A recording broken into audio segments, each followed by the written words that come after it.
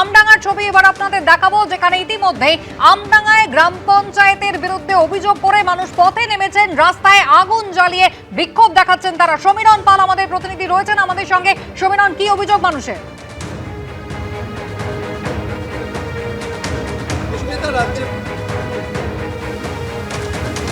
সমীরণের সঙ্গে যোগাযোগ করার চেষ্টা করছি। ছবি আপনারা দেখতে পাচ্ছেন, একেবারে রাস্তায় আগুন জ্বালিয়ে বিক্ষোভ দেখাচ্ছেন সাধারণ মানুষজন। রাস্তা অবরোধ করেছেন তারা উত্তর 24 পরগনার আমডাঙ্গা, যেখানে গ্রাম পঞ্চায়েতের বিরুদ্ধে মানুষের অভিযোগ রয়েছে কোনো কাজ এখানে হয়নি এবং সেই কারণে মানুষের এই বিক্ষোভ। সমীরণ পালের সঙ্গে যোগাযোগ করেছি। সমীরণ,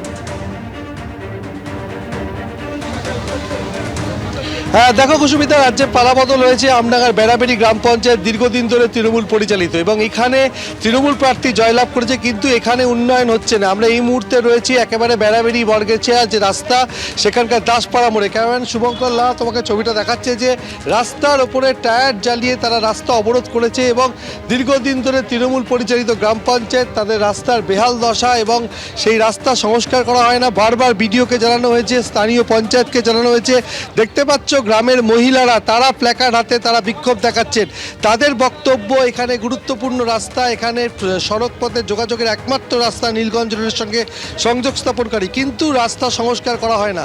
আপনারা আজকে কেন বিক্ষোভে সামিল হয়েছেন? আমাদের রাস্তা খারাপ, গাড়ি ঘোড়া চলতে ভীষণ অসুবিধা, লোকজন যেতে পারছে না, গাড়িতে চললে ওই শরীর অসুস্থ হয়ে যায়।